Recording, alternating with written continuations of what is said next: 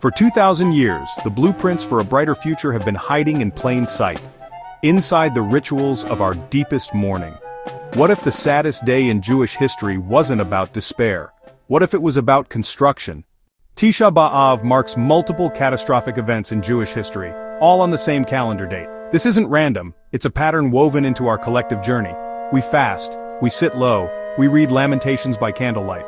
It's not just remembering, it's reliving. 586 BCE, First Temple destroyed by Babylonians. 70 CE, Second Temple destroyed by Romans. 135 CE, Fall of Beitar, ending the Bar Kokhba revolt. 1290 Jews expelled from England. 1492, Jews expelled from Spain. Fasting, sitting low, Eicha by candlelight.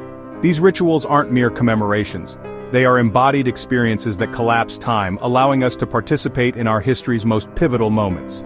The Messiah is born on Tisha B'Av. This teaching contains the essential paradox. The day of our greatest devastation is also the birthday of our ultimate redemption. Destruction contains within it the seeds of creation. Tisha B'Av challenges us to transform our relationship with tragedy.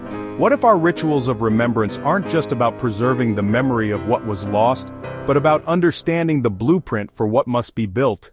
Why was the Second Temple destroyed? Because of sinat kinam, baseless hatred. The Talmud doesn't blame Rome, it looks inward. Tisha B'Av asks, what part did we play? When the building collapsed, the foundation survived. Torah, memory, community, compassion. These became the cornerstone of our survival. The prophets who warned of destruction also painted visions of restoration. Isaiah, Jeremiah, Ezekiel. From Eicha to hope. Restore us to you, O Lord. What do we build with? Ahavat kinam, baseless love, bridges across divides, justice. Memory turned into action.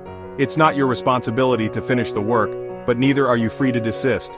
Tisha B'Av isn't just mourning. It's a masterclass in rebuilding. The blueprints have always been in our hands. The question is, what will we build?